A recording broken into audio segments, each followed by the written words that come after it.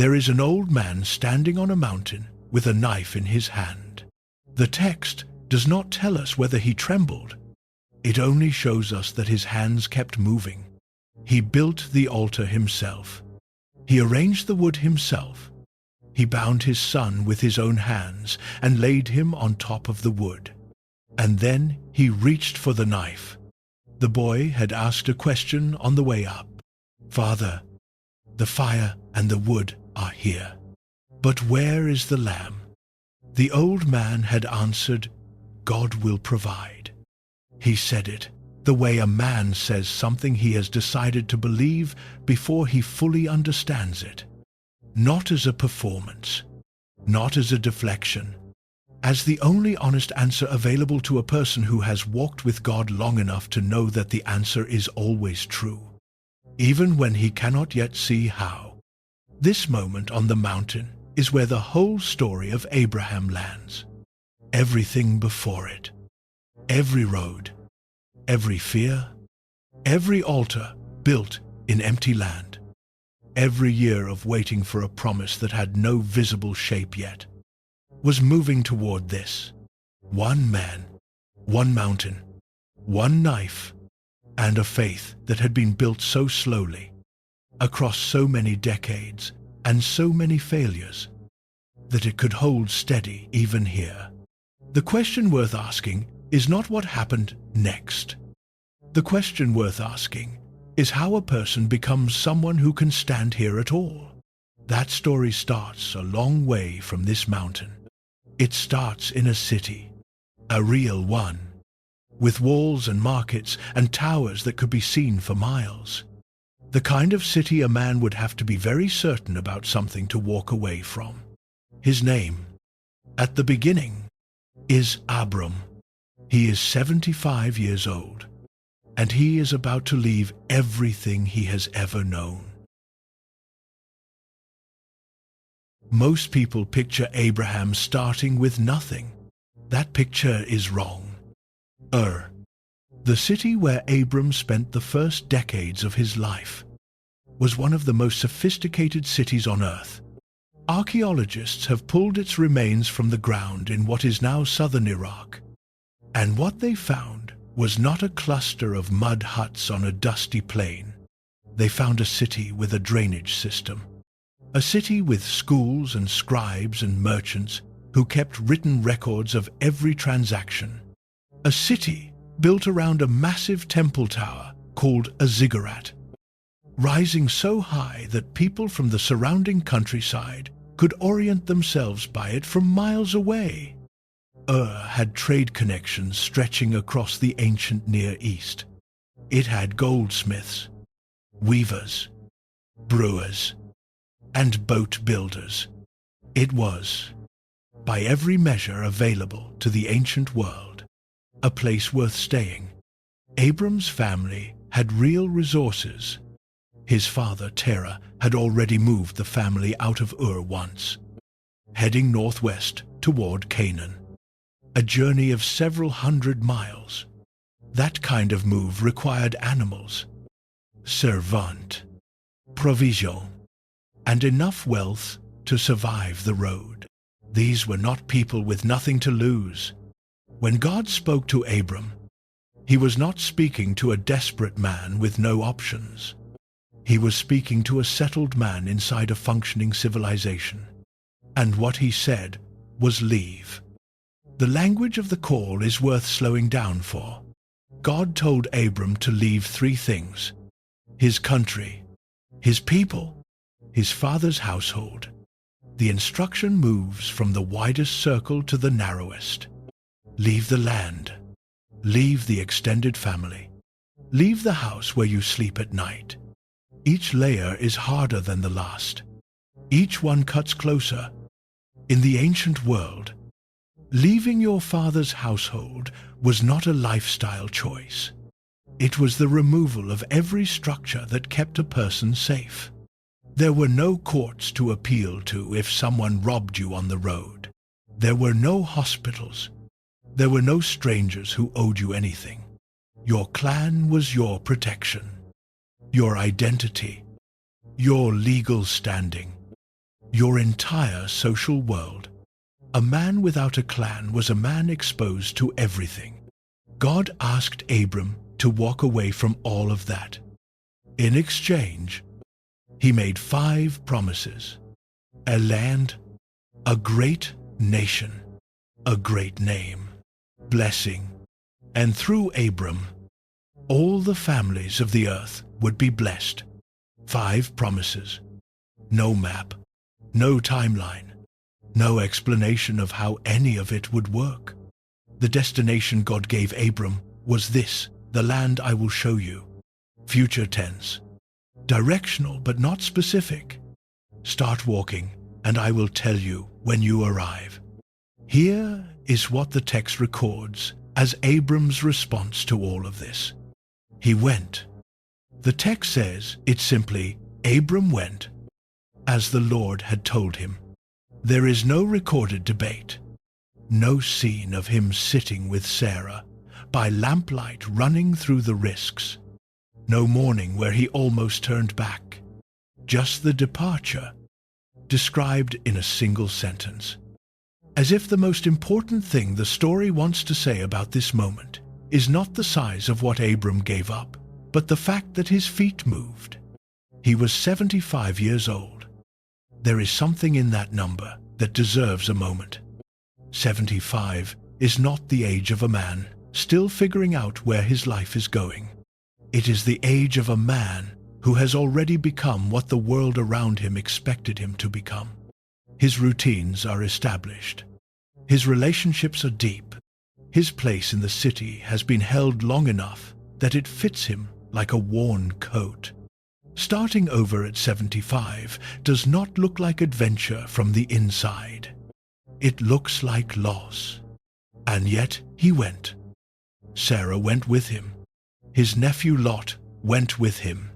They gathered everything and everyone and left Haran, where Terah had died and the journey had paused. And they turned south and west toward Canaan.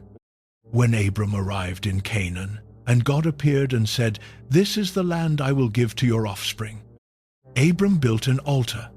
Then he moved on and built another one. The altars are the detail most people read past, but they matter. In a land where he owned nothing, where his name was unknown, where there was no structure to protect him, Abram built markers, small stone monuments that said, "I was here. Something happened here. I am staking something," even before I can fully name what I am staking it on. He built the altars before there was a nation to fill the land, before there was a child to carry the promise forward, before any of the 5 promises had taken a single visible step toward becoming real. He built them anyway. There is a version of faith that waits for evidence before it moves. Show me, and then I will go. Prove it, and then I will commit. That version is understandable. It is also not what this story is about. The faith that built those altars in an empty land was different. It moved not because the destination was clear, but because the voice was real. And it marked the ground as it went. Not because the ground had been secured, but because marking it was the only honest response to a belief that someday it would be. Abram did not arrive in Canaan as a man who had figured everything out. He arrived as a man who had decided that the one who called him was worth following before the destination came into view. What came next was not what he expected. God rarely gives maps. He gives directions. And the only way to find out if the destination is real is to start walking toward it before you can see it.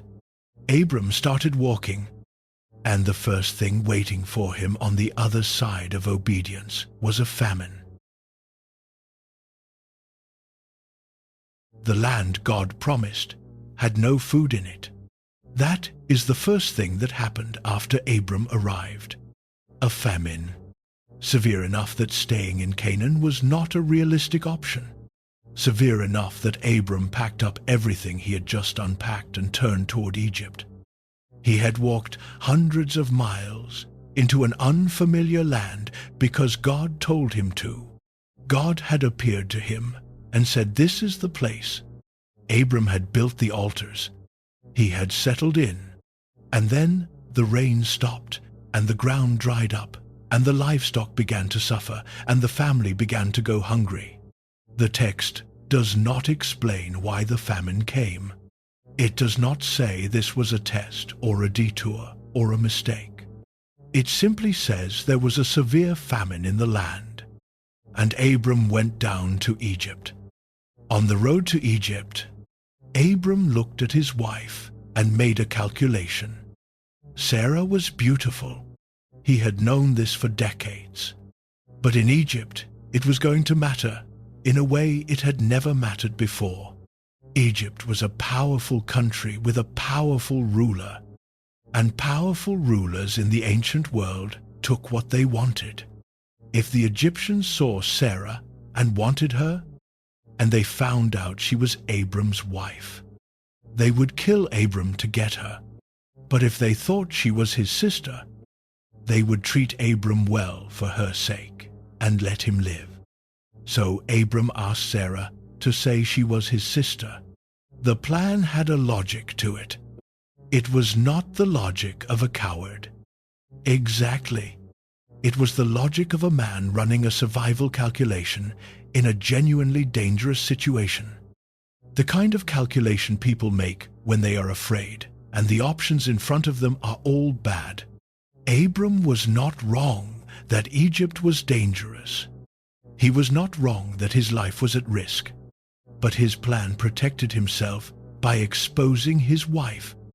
That is the part the text does not let you look away from. Sarah went along with the arrangement. She went along with a story that put her inside Pharaoh's palace while Abram waited outside, growing richer by the day on the livestock and servants Pharaoh gave him in exchange for the woman he believed was available. The text does not tell us what those days felt like from inside them. It does not give us Sarah's thoughts or Abram's nights or what passed between them before they crossed into Egypt. The silence of the narrative at this point carries its own weight. What broke the arrangement was not Abram. God sent plagues on Pharaoh's household, serious enough that Pharaoh connected them to the woman he had taken. He called Abram in and asked him a question that has no good answer. "What is this you have done to me? Why did you not tell me she was your wife? Why did you say she was your sister, so that I took her for my wife?" Pharaoh, the most powerful man in the region, was the one asking the moral question. Abram, the man called by God, had no response recorded in the text, no defense, no explanation, no moment where Abram acknowledges what happened to his wife while he was collecting livestock outside the palace walls. Pharaoh sent them away. He gave orders to escort them out of Egypt with everything they had. Abram left Egypt wealthier than he entered it. More livestock, more silver and gold. The material circumstances of his life had improved. But something else had happened in Egypt that the accumulating wealth could not cover.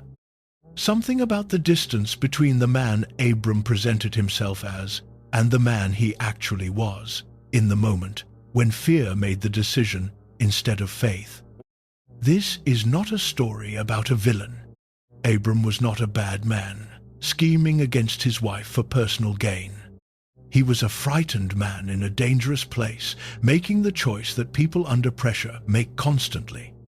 The choice that prioritizes self-preservation over the cost to someone else. The choice that tells a version of the truth that protects the teller and leaves the other person to manage the consequences. People do this. People who love God and love their families and have genuinely heard a call and genuinely left everything to follow it. These people still do this. Fear has a way of shrinking a person down to something smaller than they know themselves to be. It reaches into the space where courage was supposed to live and finds, in its place, a calculation. Abram had left his homeland by faith. He had walked across hundreds of miles by faith. He had built altars in an empty land by faith. And then he crossed into Egypt and discovered that the faith which moved his feet had not yet reached all the way into his chest. That gap between what we believe in our best moments and what we do in our most frightened ones is not unique to Abram. It is one of the most honest things this story has to say about what it actually looks like to walk with God across a lifetime.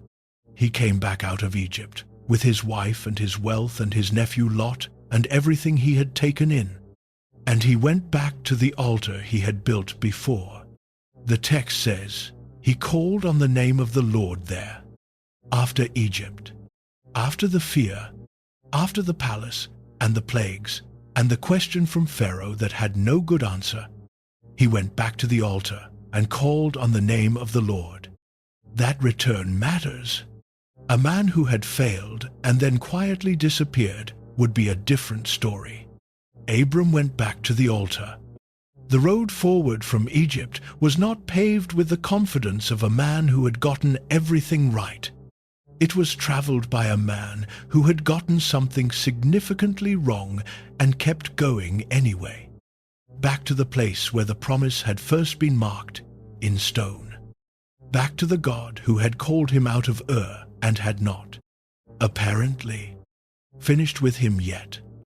But something was coming that would test a different part of him entirely. Something that would show not what he did under pressure, but what he was willing to give up when no one was forcing him to give up anything at all. The argument started over grass. Abram and Lot had both come out of Egypt with substantial flocks and herds, and the land between them could not hold both. The herdsmen of Abram's livestock and the herdsmen of Lot's livestock were quarreling, competing for the same pasture, crowding the same water sources. The friction was daily, and it was growing. Abram was the elder in the world they lived in. That meant something concrete. He had the right to choose first. He had the right to draw the boundary lines and send Lot to whatever was left. No one in their world would have questioned it. The elder chose. That was simply how things worked. What Abram did instead was hand the choice to Lot. He took his nephew to a high place where both of them could see the land spread out in front of them. And he said, "The whole land is before you. If you go left, I will go right. If you go right, I will go left." Lot looked at the Jordan Valley to the east. It was well watered everywhere, green and rich, like the garden of the Lord. The text says, clearly the better choice by every visible measure. He chose it and headed east toward the cities of the plain, pitching his tent near Sodom. Abram stayed in Canaan. After Lot left, God spoke to Abram again. "Look north and south and east and west.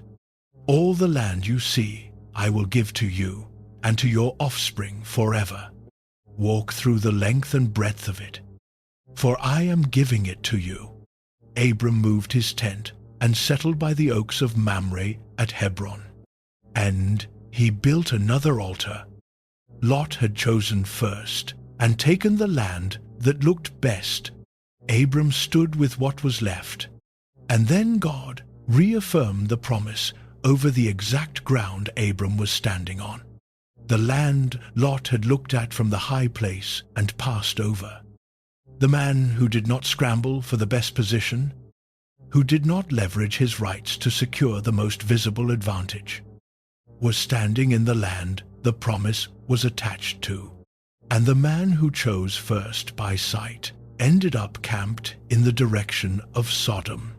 What happened next to Lot matters here, because it pulled Abram back into the story.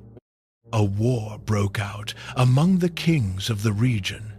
4 kings against 5. In the fighting, the alliance against Sodom and Gomorrah won and took everything, including the people, including Lot. A man who had escaped the fighting came to Abram and told him his nephew had been captured. Abram did not hold a meeting. He called up the 318 trained men in his household and went after them.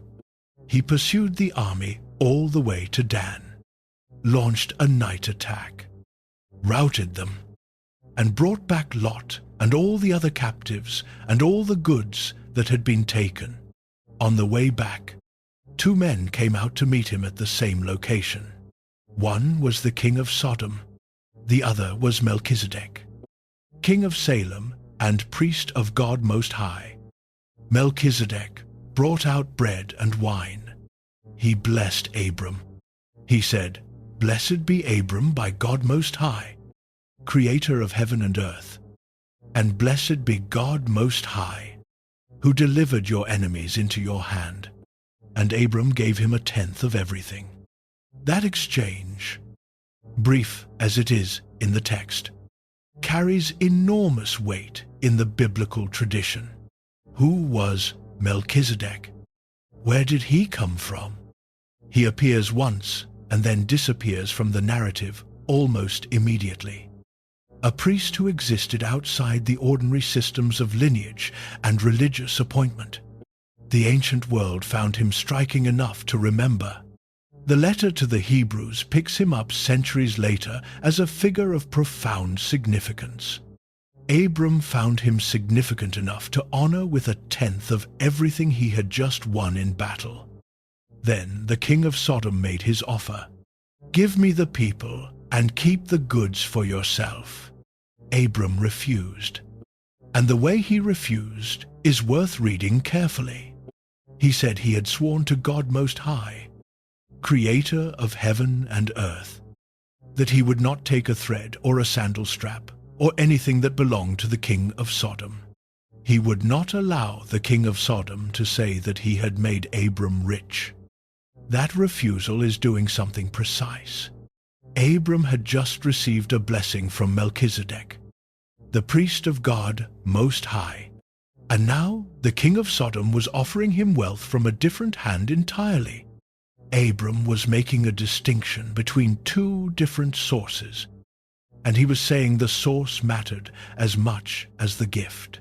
He would take from Melchizedek. He would not take from Sodom. The contrast with Egypt is quiet but real. In Egypt, Abram had received livestock and silver and servants from Pharaoh while his wife sat inside the palace walls. He had accepted what fear and deception had produced. Here, standing in the same region where the promise had been confirmed, he was turning down legitimate spoils of war from a king who owed him a debt. Something had shifted. The man who came back from rescuing Lot was operating with a different kind of clarity than the man who had crossed into Egypt trying to manage his own survival. He could see the difference between what came from God and what came from somewhere else, and he was willing to walk away from the somewhere else. He made one exception. The men who had fought with him should get their share. He was not making his own convictions into a rule for everyone around him. His refusal was personal. His men had earned what they earned. The man who had given Lot the first choice of the land had now refused the king of Sodom's reward. 2 different situations. The same thing underneath both of them. A growing willingness to release what he could have claimed, because the claim he cared most about was the one that came from somewhere the king of Sodom could not touch.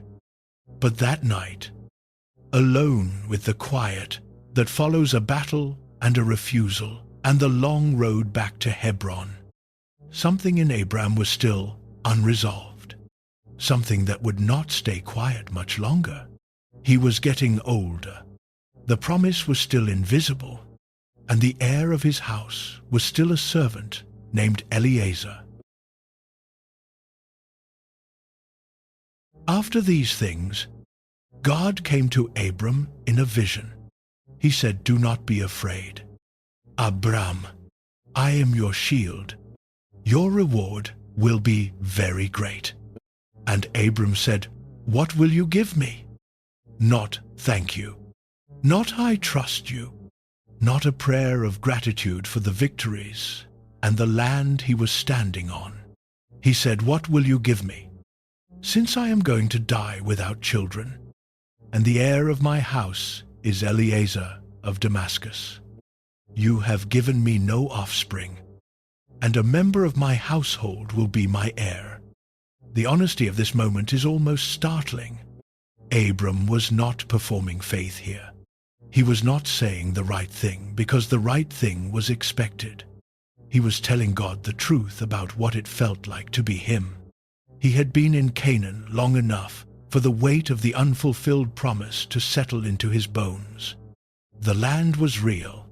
The altars were real. But there was no child. And without a child, the promise about a great nation had nowhere to go. This is the kind of prayer most people are afraid to pray. The kind that admits the gap between what God has said and what God has so far done. The kind that does not dress the waiting up in religious language, but just says it plainly, "I believe you, and I am still standing here empty-handed. And I want you to know that I notice." God did not rebuke him. He took Abram outside. He said, "Look up at the sky and count the stars. If you are able to count them, so shall your offspring be. The stars over the ancient Near East. In a world without electric light, in a desert where the atmosphere is dry and the horizon is wide, are not like the stars most people see today. They are not the faint scattered points visible through the orange glow of a city at night. They are a field, a dense, overwhelming, uncountable field of light that covers the entire sky from one edge of the earth to the other. Ancient peoples navigated by them, named them, built temples oriented toward them, made calendars from them. God told Abram to count them. The instruction was not meant to be followed literally. It was meant to reframe everything. Every star Abram looked at was a name he could not yet speak, a life that did not yet exist, a future so large it could not fit inside the categories of a man who was worried about whether one servant would inherit his household. And then the text says something that has anchored the faith of readers across 4,000 years. Abram believed God, and it was credited to him as righteousness. After the question, after the complaint, after the honest admission that the evidence was not there yet, because he believed, in that moment, under those stars, with the full weight of the unfulfilled promise still on him. He looked up and he believed. What came next was stranger and more beautiful than almost anything else in the book of Genesis. God told Abram to bring a heifer, a female goat, a ham, a turtledove, and a young pigeon. Abram brought them. He cut the large animals in half and laid each half opposite the other. He left the birds whole, and then he sat down and waited. He waited long enough that birds of prey came down on the carcasses.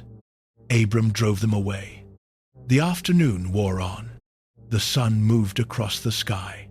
The cut animals lay on the ground in the growing heat, and Abram kept his vigil over them, driving away whatever tried to land on them, waiting for something he did not fully understand. When the sun was going down, a deep sleep fell on Abram. A thick and dreadful darkness came over him, and God spoke to him in that darkness about what was coming for his descendants. 400 years in a land not their own, slavery, affliction, and then a great departure with many possessions.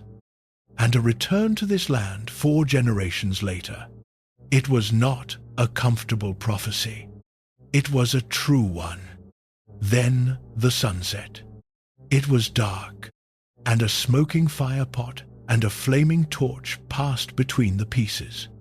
In the ancient Near East, covenant ceremonies had a form. When 2 parties made a binding agreement, they would sometimes cut animals and walk between the pieces together. The meaning was visceral and explicit. If I break this covenant, may what happened to these animals happen to me. Both parties walked through. Both parties accepted the consequence of failure. But that night in Canaan, only one party walked through the pieces. Abram was asleep. He was not asked to rise and take his place. He was not asked to make a corresponding vow.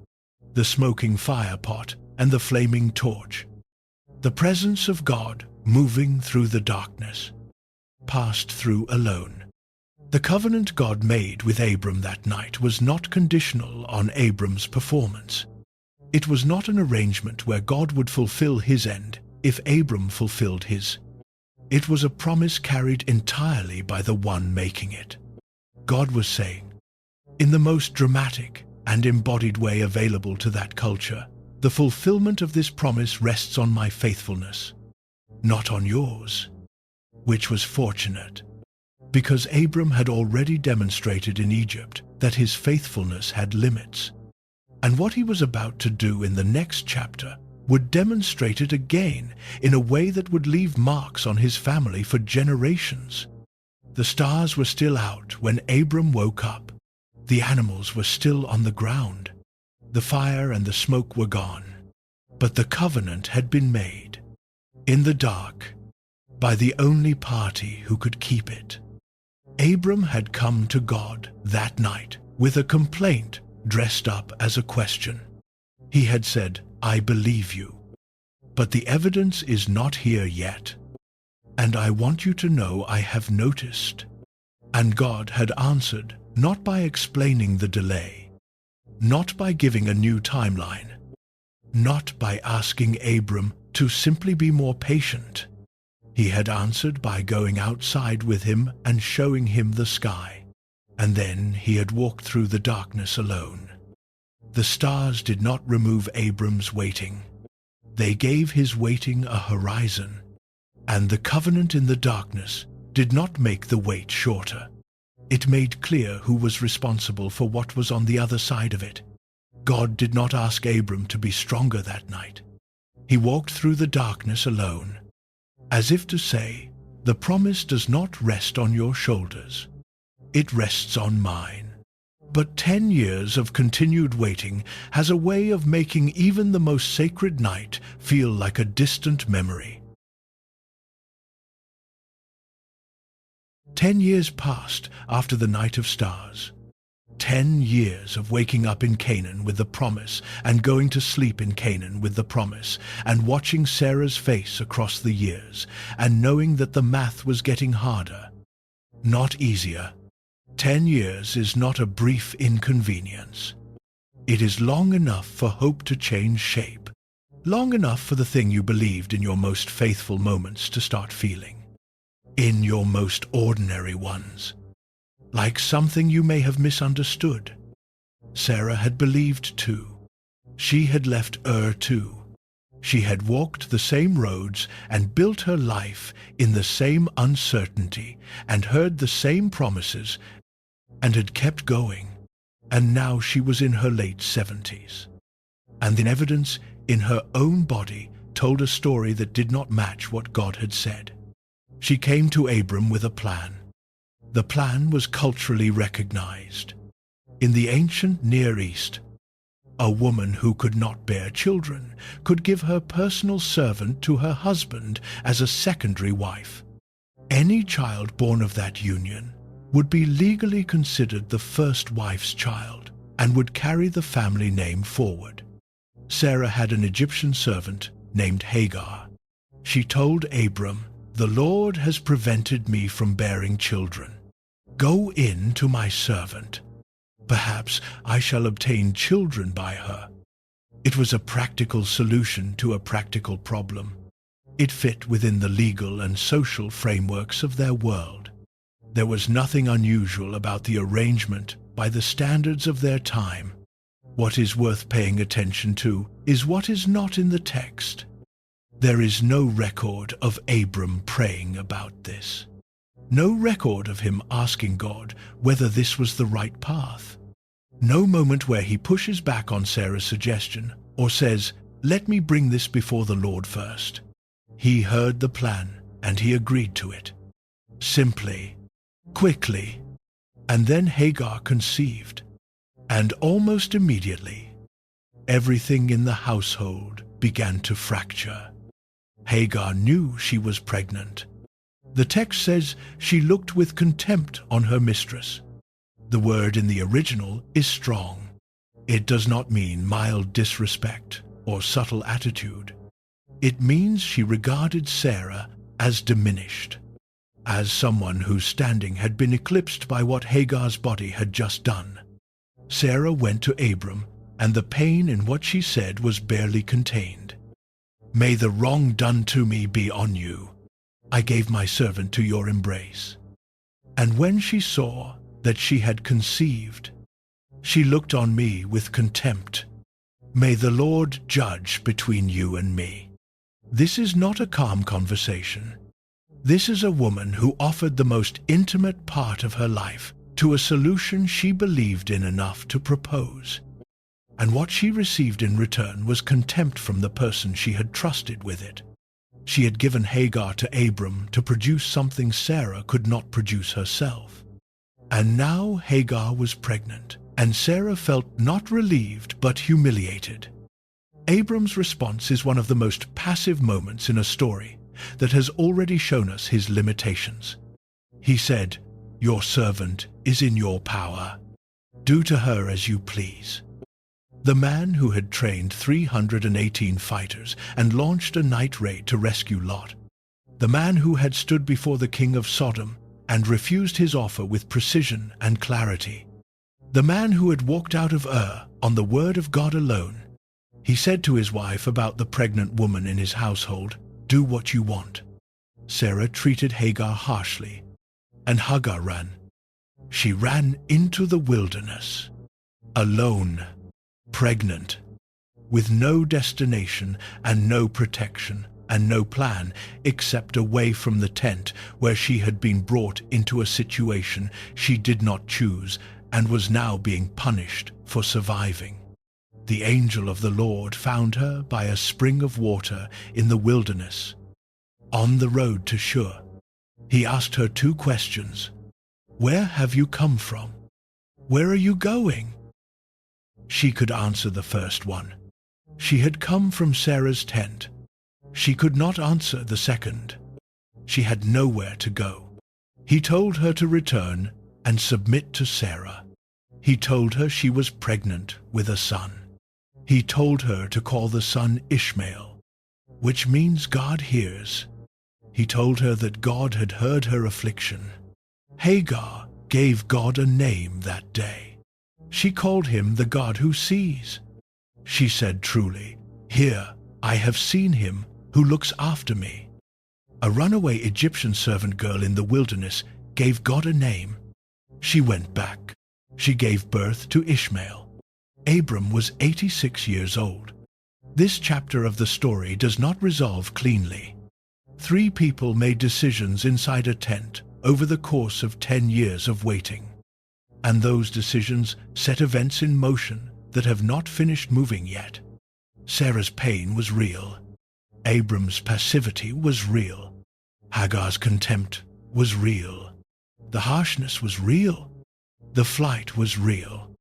And so was the spring in the wilderness, where God found the woman everyone else had stopped looking for. The story does not ask us to sort out who was most at fault. It shows us what happened when people who were genuinely trying to work with a promise decided to help it along on their own timeline and by their own means. And it shows us where God showed up in the aftermath. He showed up in the wilderness, beside a woman no one had thought to follow. He asked where she was going. She did not know. He told her who she was carrying. He gave the child a name before he was born. He sent her back, not to a situation that was fixed, but to one that was still complicated, still painful, still far from resolved, with the knowledge that she had been seen by someone who did not need her situation sorted out before. He was willing to look at her. Impatience with God's timing rarely stays contained. It spreads into marriages, into households, into children who grow up shaped by the decisions made in the years before they arrived. Ishmael was born into a family where the tension that produced him had not gone away simply because he had come. And somewhere in the wilderness, between the tent and Shur, a woman who had been used and hurt and discarded gave the God of the universe a name, because he had seen her. What he was about to do next would make even that night of stars feel like the beginning of a much longer lesson about who was really in charge of the promise. 13 years of silence. After Ishmael was born, the text goes quiet. No vision, no voice in the night. No altar built and named.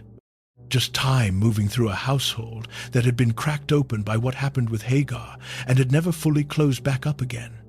Ishmael growing from infant to boy to young man, inside a tent that held his father and his father's wife, and the particular kind of tension that lives between people who have hurt each other and kept living together anyway. Abram was 86 when Ishmael was born. He was 99 when God spoke to him again. 13 years is a long time to wait for a voice you have heard before. When God came to Abram that day, he did not open with comfort or with explanation. He opened with a command: "Walk before me and be blameless." Then he said he was going to confirm his covenant and multiply Abram greatly. And Abram fell on his face. That response tells you everything about the weight of 13 years. The man who had questioned God, who had built the altars, who had come back to the Lord after Egypt, heard God's voice again after 13 years of silence, and fell on his face before God could finish speaking. Then God changed his name. No longer Abram. From this point forward he would be Abraham. The change in Hebrew is a single added syllable, the sound of a breath, but the meaning shifts from exalted father to father of a multitude of nations. God told him that kings would come from him, that the covenant would extend to his descendants after him, that the land of Canaan would be their everlasting possession. Then God said something about Sarai that must have landed in Abraham like a physical thing. Her name would no longer be Sarai, but Sarah, and she shall become nations. Kings of peoples shall come from her. I will bless her and give you a son by her. Abraham fell on his face again, and the text says he laughed. He laughed in his heart, which means this was not a laugh performed for anyone in the room. It was the interior laughter of a man confronting arithmetic that simply does not work. He was 99 years old. Sarah was 90. The body he had lived in for nearly a century was telling him one thing. The voice he was hearing was telling him something else entirely. He said to God, "Oh, that Ishmael might live before you." That sentence deserves attention. It is not the sentence of a man who did not want what God was promising. It is the sentence of a man who had spent 13 years loving a boy who had grown up in his tent.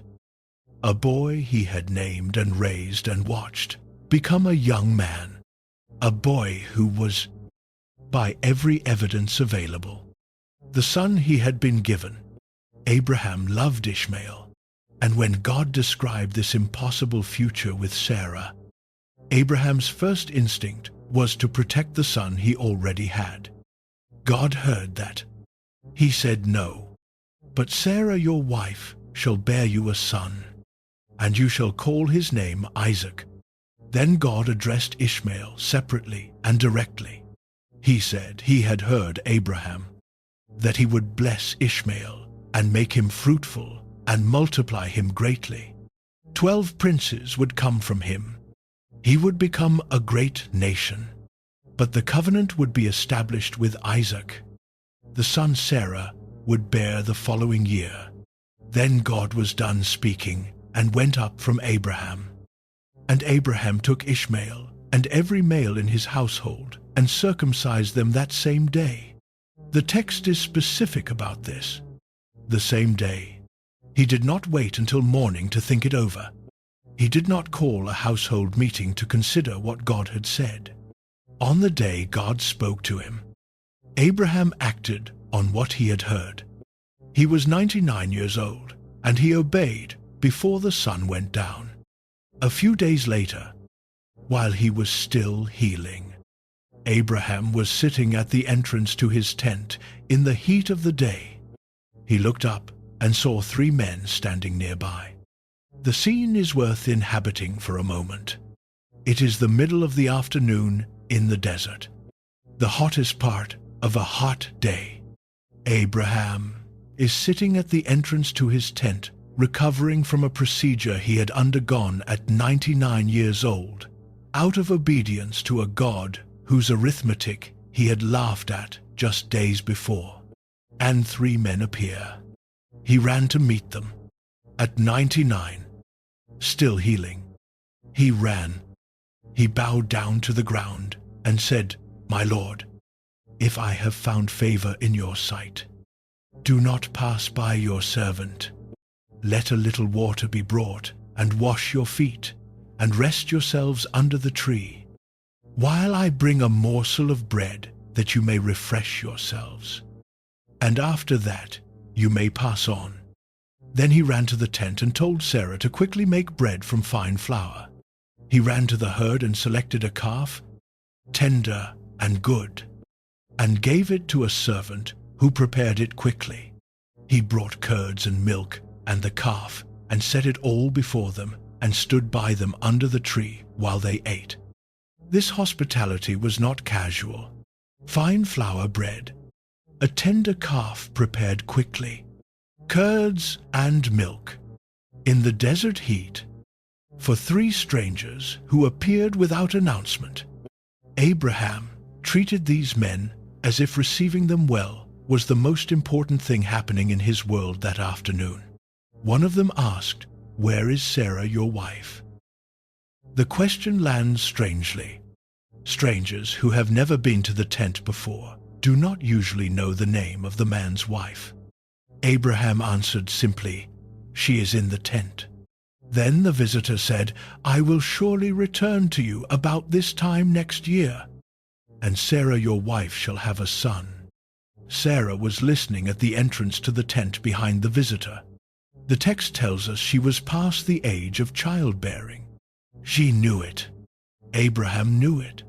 And when she heard what the man said, she laughed to herself. She thought, "After I am worn out, and my Lord is old, shall I have pleasure?" The visitor turned toward the tent. He said, "Why did Sarah laugh and say, 'Shall I indeed bear a child now that I am old?' Is anything too hard for the Lord? At the appointed time I will return to you, about this time next year, and Sarah shall have a son." Sarah was afraid. She said, "I did not laugh." He said, "No, but you did laugh." That exchange is one of the most human moments in the entire story of Abraham. A woman past hope, standing behind a tent wall, listening to a stranger make a promise she had already privately buried, laughing the laugh of someone who has learned the hard way what the world is capable of delivering and what it is not. And being heard, the visitor did not condemn her laughter. He asked about it. He answered it with a question of his own. Is anything too hard for the Lord?" And then he told her she had laughed, which she had, and which she was not ready to admit, which is also deeply human. Both Abraham and Sarah had laughed at this promise now. Both of them had encountered the arithmetic and found it impossible. Both of them had the private interior response of people for whom hope has been deferred long enough that the promise sounds less like certainty and more like something too large to be meant for them. God did not choose different people because of the laughter. He named the child after it. Isaac means he laughs. Every time someone called that child's name across his whole life, they were calling out the moment his parents heard the promise and laughed because it was too large to believe. That name was not a rebuke. It was a monument to the grace of a God who keeps his word even to people who laughed when they heard it. The three visitors left. They headed towards Sodom, and Abraham walked with them to see them on their way, not knowing that what came next would draw out of him something he had never shown before. The Lord said, "Shall I hide from Abraham what I am about to do?" That question, which God asked as Abraham walked with the three visitors towards Sodom, is one of the most remarkable sentences in the book of Genesis. The Creator of the world, about to move in judgment against two cities, paused to consider whether to tell his friend he had called Abraham to be the father of a great nation, through whom all the families of the earth would be blessed. That calling had implications beyond Abraham's tent, beyond his family, beyond his own lifetime, and God, about to do something that would affect a great many people who were not Abraham, decided that Abraham should know. He told the two visitors to continue on towards Sodom while he stayed behind with Abraham. Then he said, "The outcry against Sodom and Gomorrah is great, and their sin is very grave. I have come down to see whether they have done altogether according to the outcry that has come to me." The two visitors walked on, and Abraham stepped forward. What happened next has no real parallel anywhere else in the Hebrew Scriptures. Abraham stood before the Lord and began to push back. He said, "Will you sweep away the righteous with the wicked? Suppose there are 50 righteous within the city. Will you then sweep away the place and not spare it for the 50 righteous who are in it? Far be it from you to do such a thing, to put the righteous to death with the wicked. Shall not the judge of all the earth do what is just?" The boldness of this is startling when you sit with it. Abraham was not asking God to reconsider a minor decision. He was standing before the judge of all the earth and raising a question about the justice of what God was proposing to do. He framed it not as defiance, but as an appeal to God's own character. He was saying, "The God I know does not do this kind of thing, and I am asking you to be consistent with who you are." God said, "If I find 50 righteous in Sodom, I will spare the whole place for their sake." Abraham pushed further. He said, "I have undertaken to speak to the Lord, I who am but dust and ashes. Suppose 5 of the 50 righteous are lacking. Will you destroy the whole city for lack of 5? God said, "I will not destroy it if I find 45 there." Abraham kept going. 40. God said yes. 30. God said yes. 20. God said yes. And finally, with the kind of tenacity that does not look like prayer in most people's imagination of what prayer looks like, Abraham said, "Oh, let not the Lord be angry, and I will speak again, but this once. Suppose 10 are found there." God said, "For the sake of 10, I will not destroy it." And God went on his way. and Abraham returned to his place. The city was destroyed. The two visitors who had walked on to Sodom got Lot and his daughters out before the fire fell. Lot's wife looked back, and the text records what happened to her. The cities and everything in them were gone. Abraham rose early the next morning and looked toward Sodom and Gomorrah and toward all the land of the valley. And he saw the smoke of the land going up like the smoke of a furnace. The 10 righteous had not been found. The bargaining had not prevented the outcome. People sometimes read this passage and conclude that Abraham failed, that the intercession did not work, that the negotiation accomplished nothing. But that reading misses what was actually happening. Abraham was not trying to win an argument. He was not trying to outsmart God or find a loophole in divine justice. He was standing in the gap between the judgment that was coming and the people who were inside it. He was doing the thing that people do when they love someone who is in danger, and they have nothing to offer except their own presence between that person and what is coming. Lot was in Sodom. Abraham knew it. And when God told him what was about to happen, Abraham did the only thing available to him. He stayed in the conversation. He kept asking. He pushed the number down from 50 to 10. Not because he was confident the city contained 10 righteous people, but because, while he was still talking, the conversation was still open. The text says, God remembered Abraham when he destroyed Sodom. He sent Lot out before the cities were overthrown. Lot got out because there was a man in Hebron who loved him enough to stand before God and refuse to stop talking. That is the other side of what this chapter reveals about Abraham. He was not only the man who received promises and built altars and waited. He was the man who stood in the gap for someone else. His faith had grown large enough to include people beyond his own household, large enough to take him into a conversation with God about justice and mercy and what the judge of all the earth ought to do. The Abraham who had said nothing when Sarah told him to take Hagar.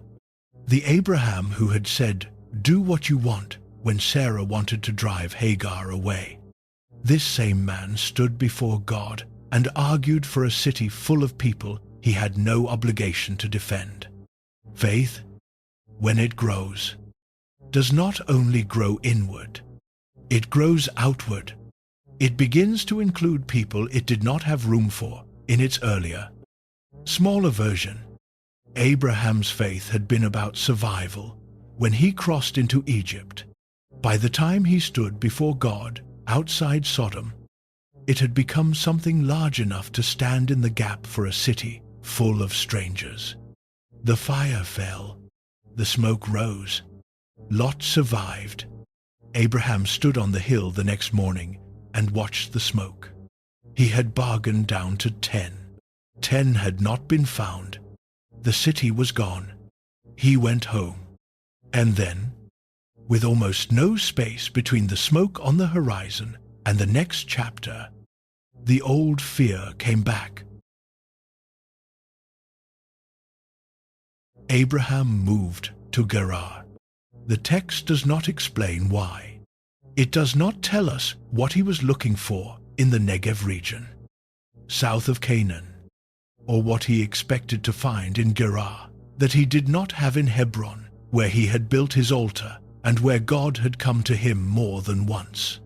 It simply says, he journeyed toward the territory of the Negev and settled between Kadesh and Shur and sojourned in Gerar. What happened next is the part of the story that makes a reader stop and go back to make sure they understood it correctly. Abraham said of Sarah, his wife, "She is my sister."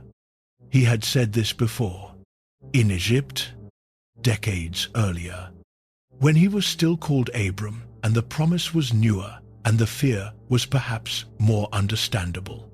He had looked at his wife on the road to Pharaoh's country and made a calculation and asked her to carry the weight of that calculation so that he could survive. He had done it once. God had intervened. Pharaoh had confronted him. He had come out of Egypt wealthier than he entered, and carrying something he could not spend. And now, in Gerar, he did it again. Abimelech, the king of Gerar, sent for Sarah and took her.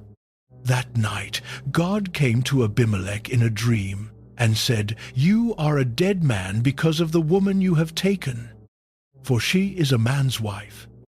Abimelech had not touched her. He said so to God in the dream with the particular urgency of a man who has just been told he is about to die for something he did not know he was doing. He said, "Lord, will you kill an innocent people?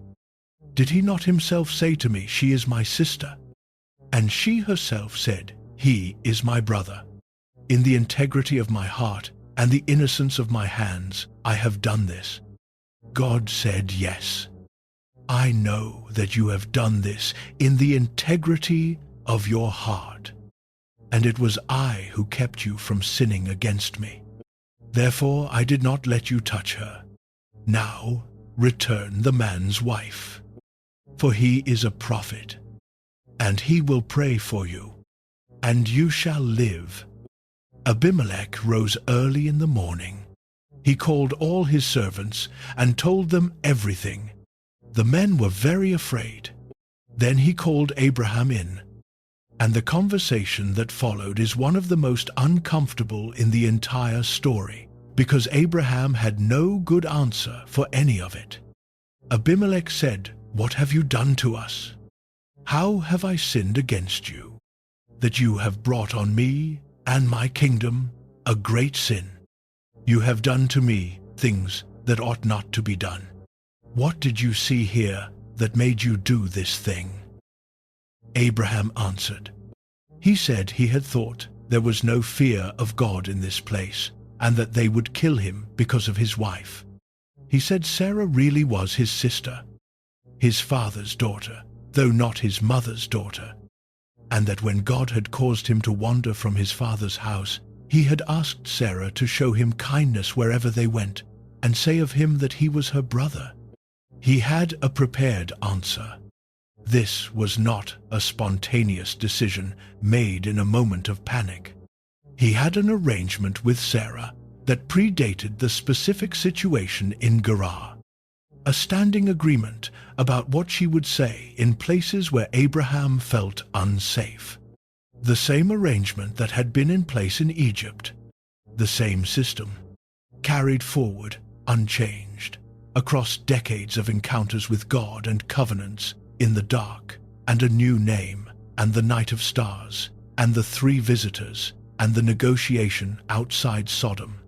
He had updated almost everything about himself in those years. The system with Sarah had not been updated. Abimelech gave Abraham sheep and oxen and male and female servants. He gave him Sarah. He gave him 1,000 pieces of silver as a sign of her innocence before everyone. He told Abraham that his land was open to them, that they could settle wherever they pleased. Abraham prayed for Abimelech. God healed Abimelech and his wife and his female slaves so that they bore children, because the Lord had closed all the wombs of the house of Abimelech on account of Sarah. The man who had just been caught in the same deception he had used in Egypt prayed for the man he had deceived, and God healed that man's household.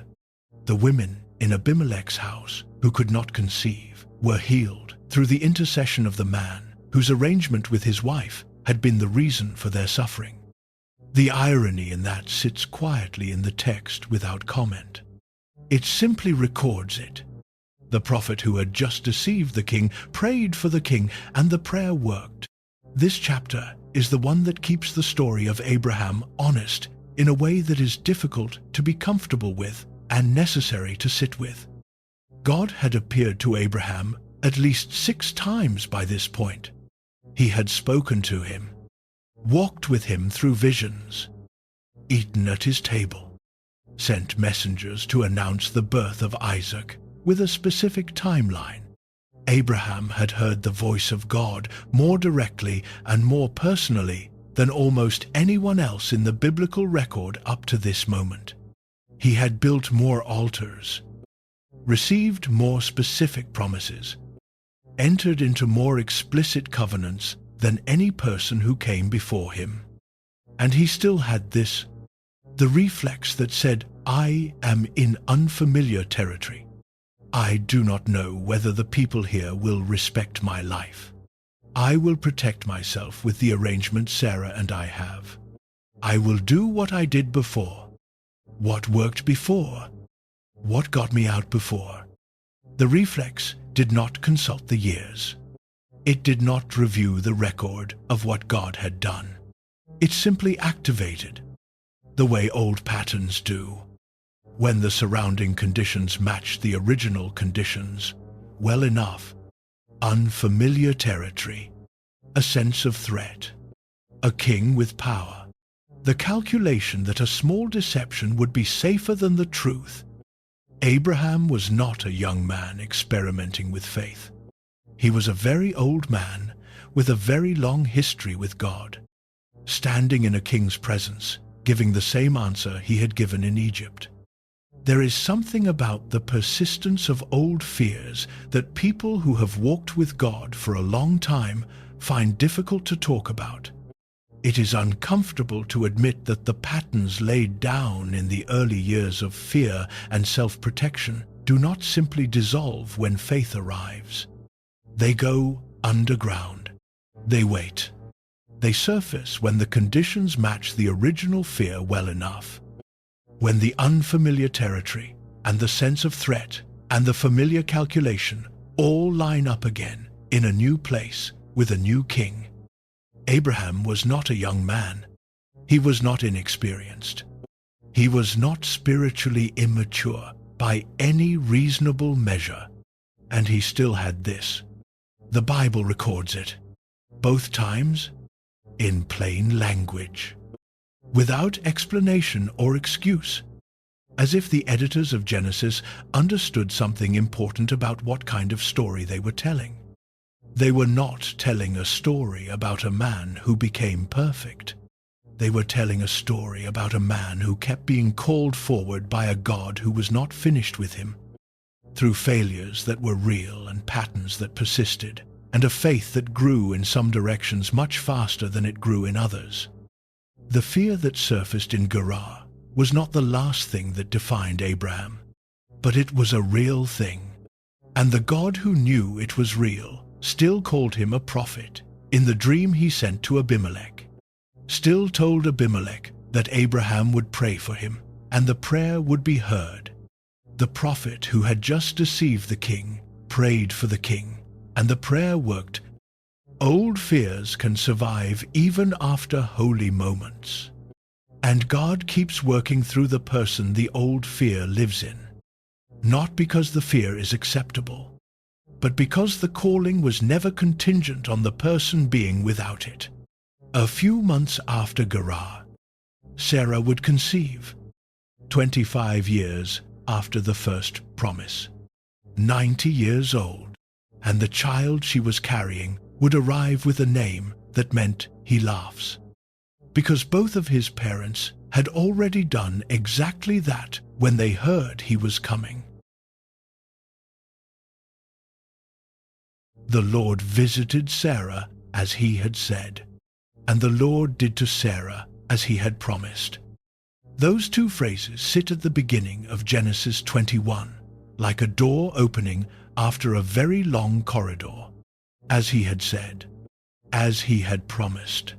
The text is not anchoring what is about to happen in the extraordinary biological fact of it. It is anchoring it in the prior word, the thing spoken before the thing arrived, the promise made in the dark of the covenant ceremony, and repeated under the stars and confirmed by the three visitors at the tent door, and spoken again to Abimelech in a dream. God had said it. God had promised it. And now it happened. Sarah conceived and bore Abraham a son in his old age at the time of which God had spoken to him. Abraham called the name of his son Isaac. He laughs. That is what the name means. In the Hebrew, Yitzhak, he laughs, the son of the promise. The child who came after 25 years of waiting and 2 rounds of laughter at the impossibility of it. The boy who is the hinge on which the entire covenant turns, was given a name that carried his parents' laughter inside it. Every time someone called his name across his whole life, they were saying he laughs. They were invoking the moment his father fell on his face and laughed. The moment his mother stood behind the tent wall and laughed. God had taken the laughter of disbelief and turned it into the name of the thing that disbelief said could not happen. Sarah said, God has made laughter for me. Everyone who hears will laugh over me. She said, who would have said to Abraham that Sarah would nurse children? Yet I have borne him a son in his old age. That sentence, who would have said to Abraham, is worth reading slowly. Sarah was not just expressing joy. She was expressing astonishment at the specific shape of what had happened. Not astonishment that something good had come, but astonishment that this particular good had come to this particular man in this particular way. She was looking at her husband and the child in her arms, and finding in that image something that stretched the limits of what she had been able to imagine as possible. She had laughed when she heard it. She was still laughing now, but differently. The laughter that had been the reflex of a woman who had learned not to hope too much had become the laughter of a woman holding the reason to hope in her arms. 25 years. From the moment God first called Abram out of Haran to this morning was 25 years. That is not a season. That is the full length of a generation. The full arc of a young person's life from birth to adulthood, lived entirely in the space between what God said and what God did. Abraham had been in that space for 25 years. He had filled it with altars and fear and Hagar and laughter and Egypt and the night of stars and the covenant in the dark and Lot and Sodom and Abimelech and everything else the decades had brought. And now he was holding his son. Isaac was weaned, which in the ancient world happened around age 2 or 3. And Abraham made a great feast on the day of the weaning. Food and people gathered, and the particular lightness that comes into a household when there is a small child at the center of it.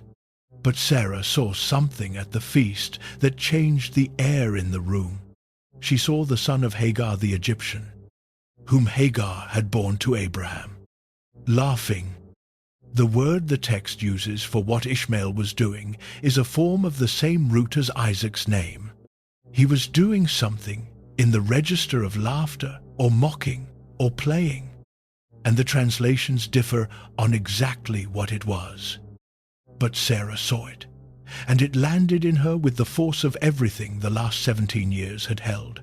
Between her and Hagar, and the arrangement she herself had proposed, and the contempt she had experienced, and the son who had grown up in her household as the earlier son, the one whose existence was the daily record of the decade when she and Abraham had decided to find their own way to the promise. She went to Abraham and said, "Cast out this slave woman with her son, for the son of this slave woman shall not be heir with my son Isaac." What happened in Abraham when he heard that was real, and the text does not soften it? The thing was very displeasing to Abraham on account of his son. His son. The text says, his son, not Ishmael by name. His son, the boy he had named and raised and circumcised at 13 years old on the same day Abraham had circumcised himself at 99. the boy he had pointed to when God first described Isaac and said, "Oh, that Ishmael might live before you." The boy, who was now somewhere between 15 and 17 years old, and had grown up in a tent that was now being divided between the child of the promise and himself. Abraham loved Ishmael. That is what the text is saying in the plainest language it has. God spoke to Abraham that night. He said, "Do not be distressed about the boy and about your slave woman. Whatever Sarah says to you, do as she tells you. For through Isaac shall your offspring be named, and I will make a nation of the son of the slave woman also, because he is your offspring." God addressed Ishmael directly, not as a problem to be managed, as Abraham's offspring, as someone God was going to make into a nation. The promise to Hagar in the wilderness had not been withdrawn. The name God had given that child before his birth, Ishmael, God hears, was still operative. Abraham rose early in the morning. He took bread and a skin of water and gave them to Hagar, putting them on her shoulder, and sent her away with the child. The text does not record what he said to her. It does not record whether he looked at Ishmael when he handed Hagar the bread and the water.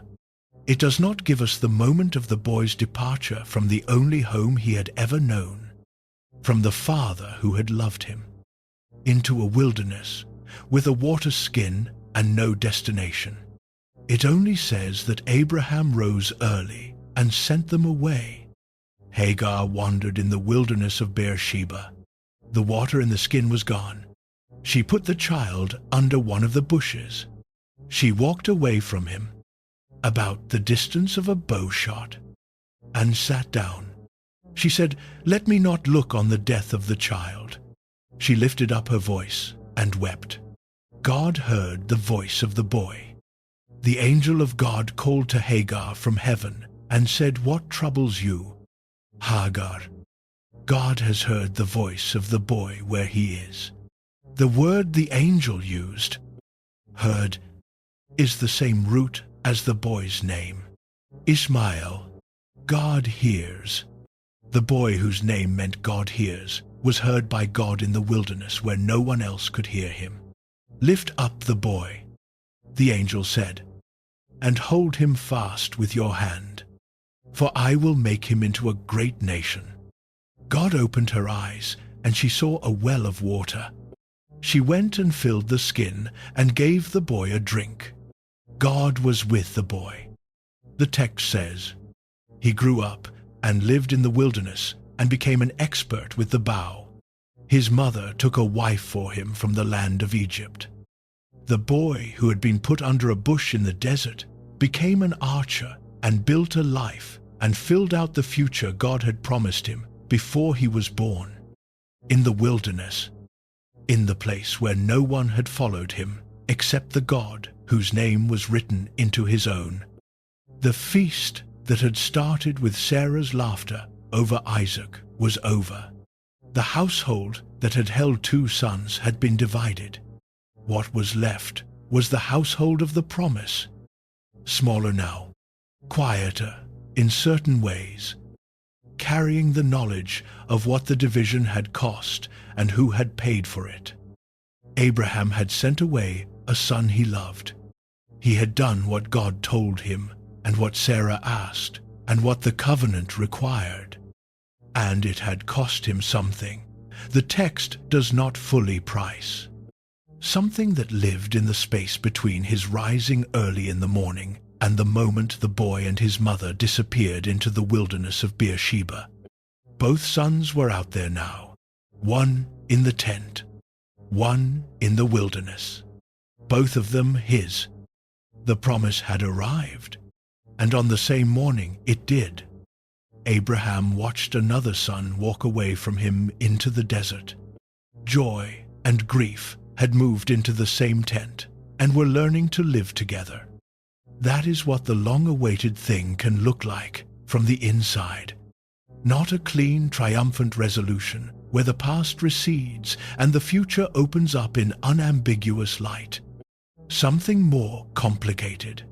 Something that holds the gift and the cost in the same hands at the same time and asks you to carry both without pretending either one is not real. Isaac was in the tent, the name God had made out of his parents' laughter. Ishmael was in the wilderness, the boy whose name meant God hears. Being heard, Abraham was somewhere between the two, having done what was asked of him, holding what was given to him, carrying what the years had cost him. The quiet years that came next would be the last ones before God asked for something that would require everything the decades had built in him. There is a chapter in the life of Abraham that Genesis does not write. It falls between the morning Ishmael walked into the wilderness and the morning God spoke the words that would send Abraham up a mountain with a knife in his hand. Between those 2 points, the text is quiet. No visual, no visitors at the tent door, no voice in the night announcing a new covenant or a new name or a new instruction. Just years. How many years the text leaves open. Scholars and rabbis across centuries have placed Isaac anywhere from a boy of 13 to a young man in his 30s, when God told Abraham to take him to Moriah. The range itself is telling. Nobody knows exactly, and maybe that is the point. Maybe the story does not specify, because the number of years matters less than what those years were. They were the years of ordinary life. Isaac learned to walk in that tent.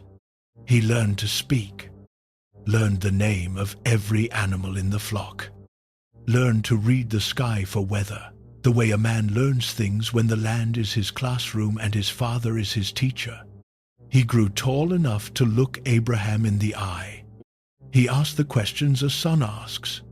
He worked beside Abraham in the fields and under the sun, and in the slow rhythms of a life that had not fundamentally changed since Abraham's grandfather's grandfather was alive. Abraham watched all of it. He had been 100 years old when Isaac was born, which means that by the time Isaac was old enough to carry wood up a mountain, Abraham was well past 110. He was ancient by any measure, the world he had started in. The city of Ur, with its temple towers and its river trade, was a different world than the one he had built his altars in. And that world was already decades gone. He had outlived everyone who had known him as Abram. Sarah was still with him, but the people who had walked out of Haran with them, the servants and the herdsmen and the extended household that had traveled the long road south into Canaan, those people had aged and died and been replaced by a generation that knew Abraham only as the very old man who built altars and talked about a God who had promised him things that most of them had not been alive to see promised. Isaac was the only person on earth who was, by his very existence, a walking confirmation that the promise was real. And Abraham loved him with the full weight of everything that had gone into his arrival. 25 years of waiting. The laughter that had become a name. The 100-year-old body that had somehow produced this son. The decades of altars and covenants and fears and failures, and the long night with the stars and the fire passing through the darkness alone. All of it had a face now. All of it came downstairs in the morning and asked what was for breakfast, and grew taller every few months, and was, increasingly, the thing Abraham organized his heart around. This is where the silence in the text becomes significant. When something is given to a person after they have waited long enough that they nearly stopped believing it would come, that thing does not stay in its proper place. It cannot. The waiting has made it too important. The arrival has made it too precious.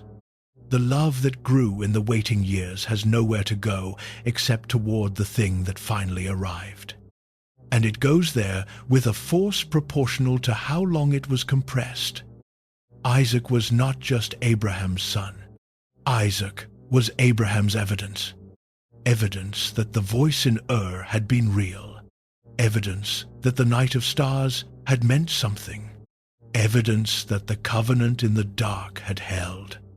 Evidence that the God who had asked so much of Abraham and had received from Abraham something considerably less than everything had kept his word anyway. Every morning, Abraham woke up and Isaac was in the tent, and the evidence was right there. This is worth sitting with, because it is the thing that makes what came next make sense at the level of cost.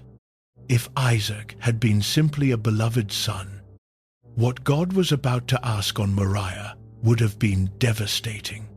It was devastating, but it was devastating in a particular way. The way an attack on your evidence is different from an attack on your comfort. God was not only asking Abraham to give up someone he loved, he was asking Abraham to release the proof, to place back into God's hands the thing that proved God could be trusted, to stand on the mountain with the Son, who was the walking confirmation of every promise ever made, and hold a knife over him and trust that the God who had given him was still the God who gives, even if Abraham could not see how that was possible from where he was standing. But that morning had not come yet. In these quiet years, Abraham was simply a father. He was present in the ordinary dailiness of raising a child, who was also the fulfillment of a covenant.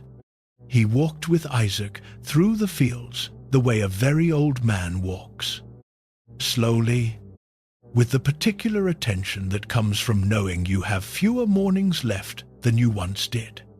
He told Isaac the stories, Ur and the call, the altars, Egypt, the night of stars, the three visitors and the laughter and the name that came out of it all. Isaac heard the whole story from the man who had lived it, and somewhere in the hearing of it, in the growing up inside a family shaped by a promise that preceded him, Isaac developed something that would carry him up a mountain one day without fully understanding why he was going. He trusted his father. That trust was not automatic. It was built in these years. In the ordinary years that Genesis passes over in silence, in the mornings of walking together, and the evenings of sitting at the tent door, and the long patient accumulation of a relationship between a very old man and the son, he had waited 100 years to hold. The faith that would be tested on Moriah was not only Abraham's, it was also Isaac's. And Isaac's faith was built in these years that the text does not write, in the daily evidence of a father who had kept his word across Isaac's entire life, and who had told him about a God who had kept his word across a much longer one. There is something in these unrecorded years that speaks to the question of what faithfulness looks like when it is not being tested. When there is no famine, and no Egypt, and no Hagar, and no Sodom, and no Abimelech. When the promise has arrived, and the household is settled, and the days are long and warm, and the sun is growing up strong, and the future that God described is beginning to look like it might actually be as large as God said it would be. Faithfulness in those years does not look like anything dramatic. It looks like staying. It looks like building the ordinary life in the ordinary place, with the ordinary attentiveness of a man who has not forgotten where the promise came from. Even when the promise is no longer invisible.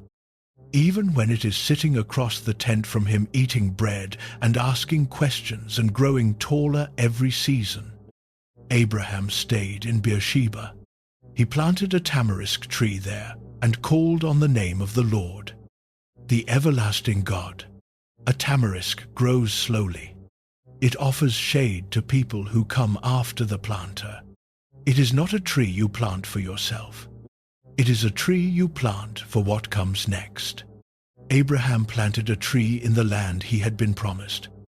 In the years when nothing dramatic was happening and no one was watching, and Isaac was growing up beside him. And then one morning, in what was probably his 110th or 120th year, Abraham woke up and heard his name. The silence was over. What God was about to ask him would require everything the quiet years had built.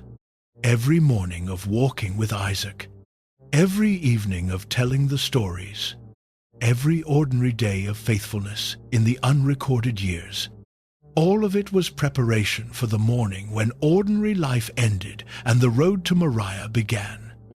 You cannot be asked to surrender what you do not truly hold, and you cannot truly hold something without years of ordinary love, building the hold deep enough to matter. Abraham had been building the hold for years. God was about to ask him to open his hands. After these things, God tested Abraham. 5 words that carry the weight of everything before them and everything after them. After these things, after Ur and Haran and the altars and Egypt and Lot and the stars and the covenant in the dark and Hagar and the new name and the 3 visitors and the laughter and Sodom and Abimelech and Isaac arriving and Ishmael leaving and the quiet years of the tamarisk tree and the ordinary mornings. After all of these things, God tested Abraham. He called his name, and Abraham said, "Here I am." 2 words of pure availability, spoken into a silence that was about to become the hardest conversation of his life. God said, "Take your son, your only son Isaac, whom you love, and go to the land of Moriah, and offer him there as a burnt offering on one of the mountains of which I shall tell you." The instruction moves the same way the original call out of Ur had moved. Specific but not complete. Take your son, your only son, the one you love. Go to the land I will show you. The destination will be revealed when you arrive. Start moving first. 3 layers of identification before God said Isaac's name. Your son, your only son, whom you love, as if God wanted Abraham to feel the full weight of what he was naming before he named it, as if the request required the hearer to know exactly what was being asked before the asking was complete. Abraham got up early in the morning. He did not stay in bed and reason his way through it. He did not wait for daylight to make the request look different than it had in the dark. He rose early. He saddled his donkey. He cut the wood for the burnt offering. He took 2 young men and Isaac his son, and he went to the place of which God had told him.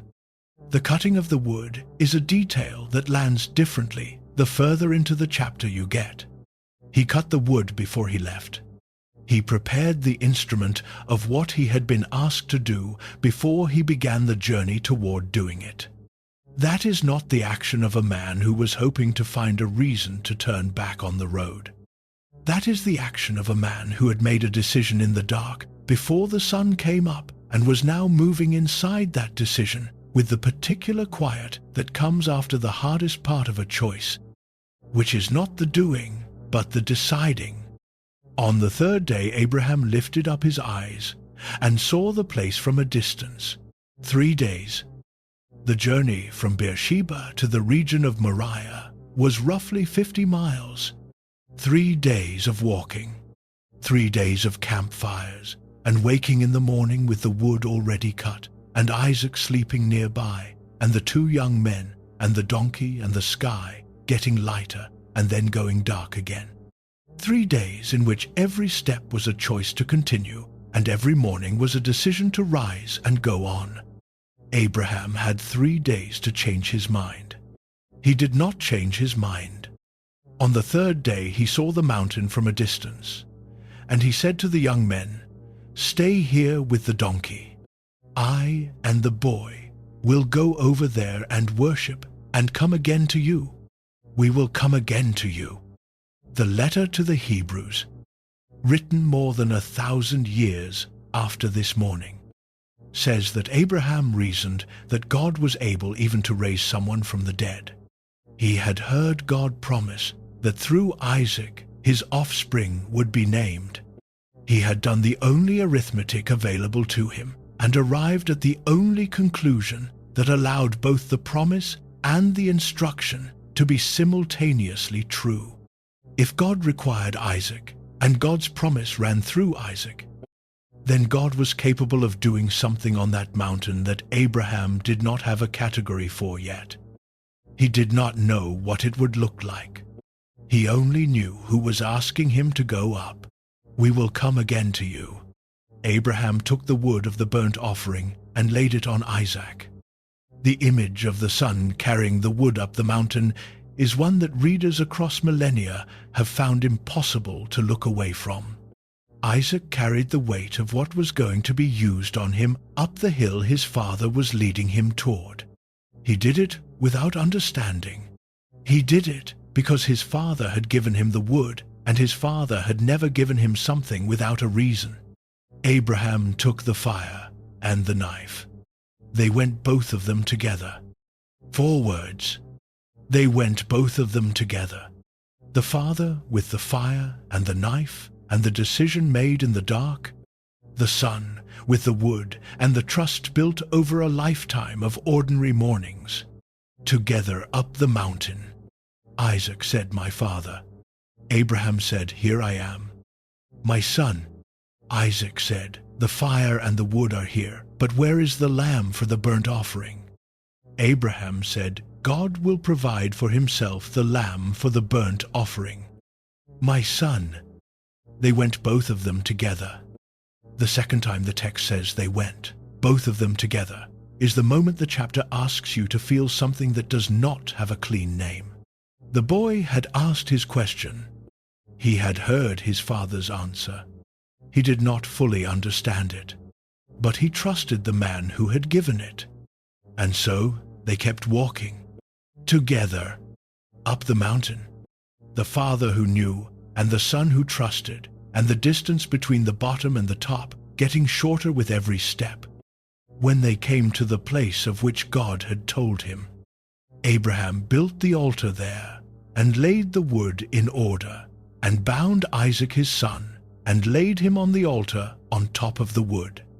The binding is recorded in one sentence. The sentence does not tell us how long it took, or whether Isaac asked what was happening, or whether Abraham said anything while he worked. It gives us only the outcome. Isaac was bound. He was on the altar. He was on the wood his own hands had carried up the mountain. Abraham stretched out his hand and took the knife. This is the moment the cold open pointed toward. This is the image that stands at the beginning of this story, because it is the image that everything else in this story was building toward. The old man, the knife raised, the boy on the altar, and the steady hands of a person who had walked with God long enough to trust him even here. Even now, even with this, the angel of the Lord called to him from heaven, "Abraham, Abraham." He said, "Here I am." 3 times in this chapter, Abraham has said, "Here I am." Once when God called his name at the beginning and asked for the unthinkable. Once when Isaac called him father on the way up and asked where the lamb was. Once now when the voice came from heaven at the moment the knife was raised. Here I am. The same 2 words each time. Available, present, attending to what is being asked of him. Whether the caller was God at the beginning of the journey, or his son on the side of the mountain, or the angel at the moment of the knife, Abraham answered the same way. The angel said, "Do not lay your hand on the boy, or do anything to him. For now I know that you fear God, seeing you have not withheld your son, your only son, from me." Abraham lifted his eyes and looked, and behind him was a ram caught in a thicket by his horns.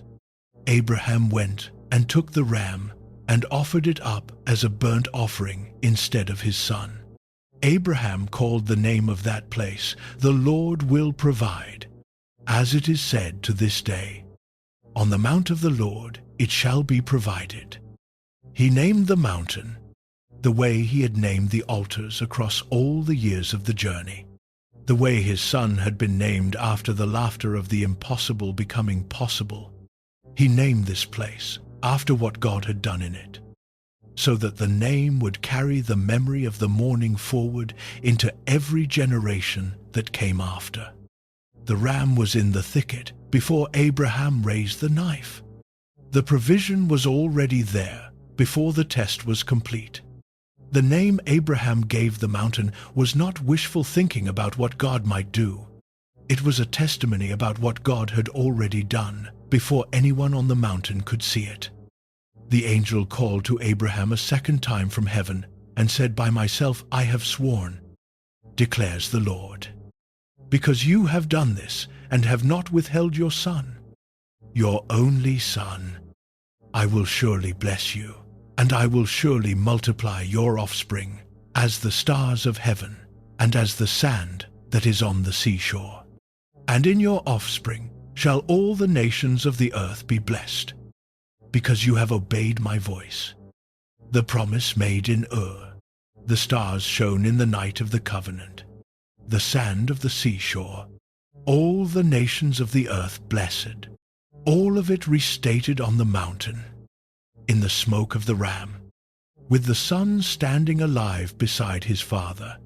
Then Abraham returned to his young men, and they arose and went together to Beersheba. The text does not record what Isaac said on the way down. It does not tell us what Abraham said. It gives us the going down, the same way it gave us the going up, together, moving, the mountain behind them, the home ahead of them, what the mountain had done to both of them, what it had confirmed in Abraham and what it had carved into Isaac, what it had cost them both in the climbing, and what it had given them both in the voice from heaven. All of that traveled with them down the slope, in the silence the text does not fill. Because the knife did not create Abraham's faith, it revealed what decades of walking with God had carved into him slowly and invisibly, through famines and fears and failures and silences and a long road through the desert.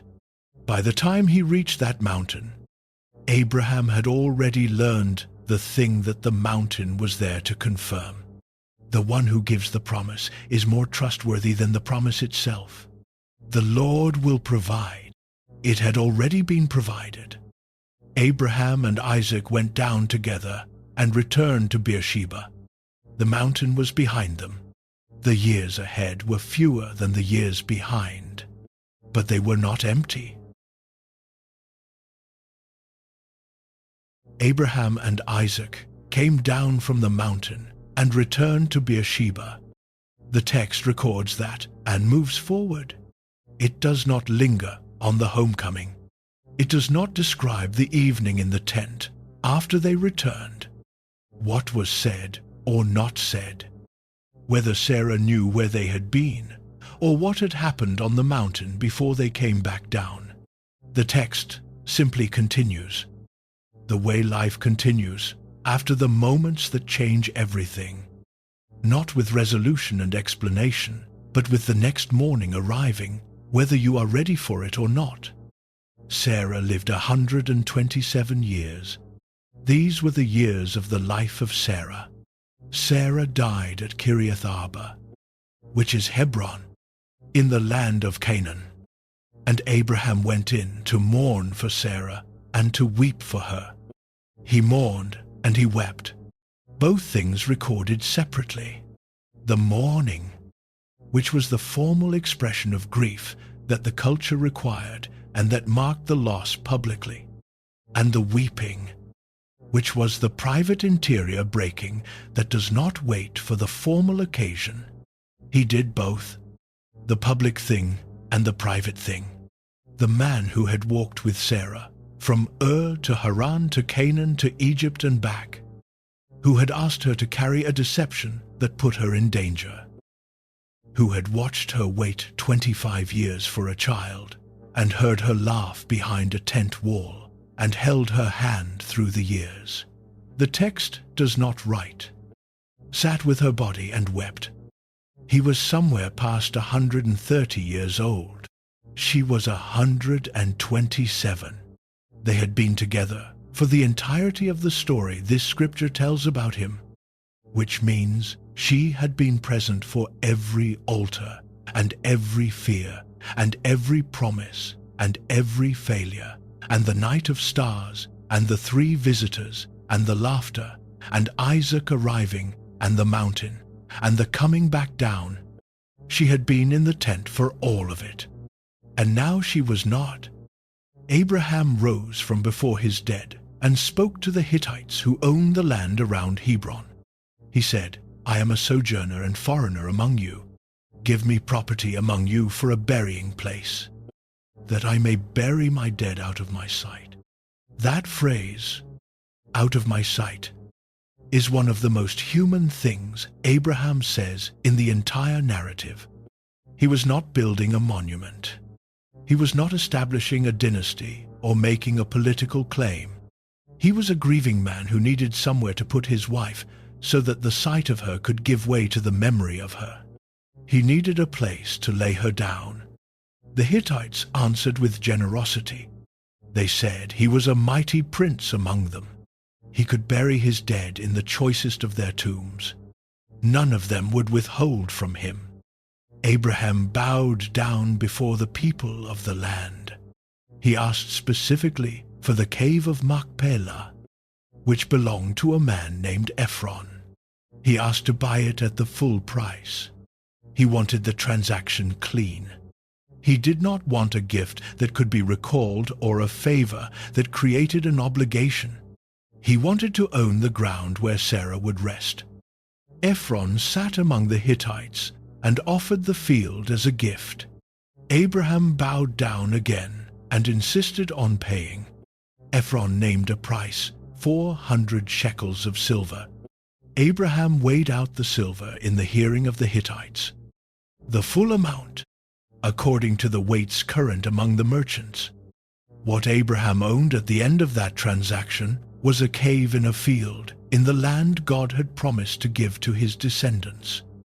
The first piece of the promised land that Abraham held in his own name was a tomb. He had been told the land would belong to his offspring. He had walked its length and breadth at God's instruction. He had given Lot the first choice of the surrounding territory and stood in what was left, trusting the promise. He had been in Canaan for more than 60 years, and the first deed he held was a deed to a burial ground. There is something in that which cannot be smoothed over. It is simply true. The way life is sometimes simply true. That the things we wait the longest for arrive in shapes we did not anticipate. The land Abraham spent his life walking toward became his first in the form of a place to grieve. He buried Sarah in the cave of the field of Machpelah east of Mamre, which is Hebron, in the land of Canaan. Then Abraham was old, well advanced in years, and the Lord had blessed Abraham in all things. That sentence arrives after the burial like a breath taken after something difficult. He was old. He was well advanced in years, and the Lord had blessed him in all things. The blessing had not looked the same in every season. It had not always felt like blessing from inside it.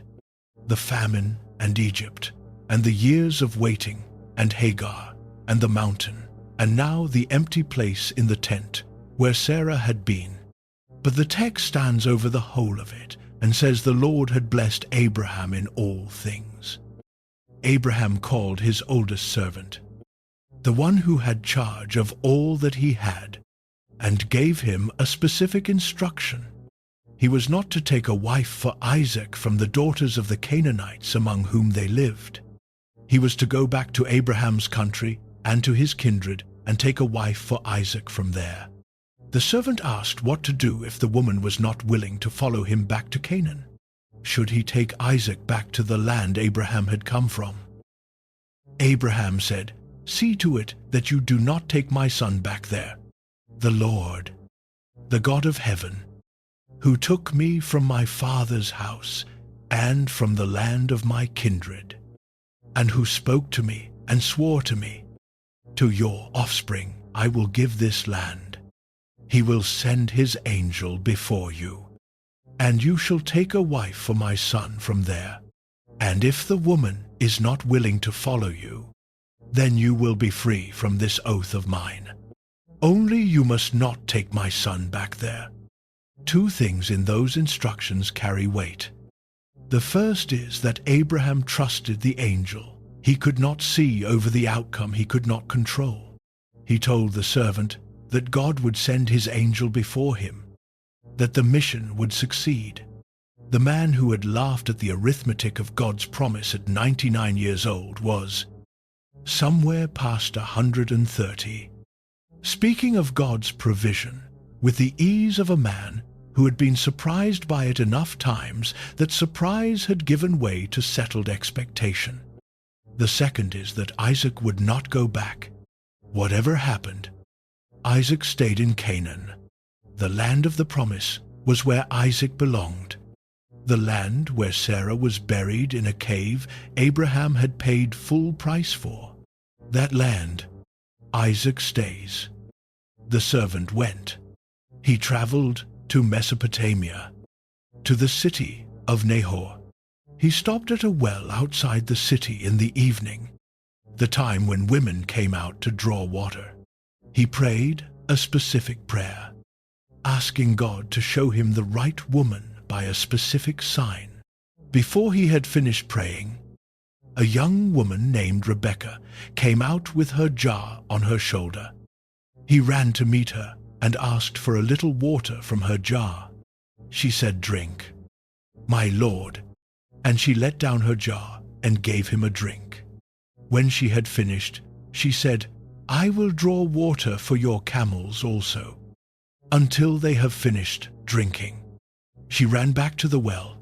She drew for all of them until they were finished. The man gazed at her in silence to learn whether the Lord had prospered his journey or not.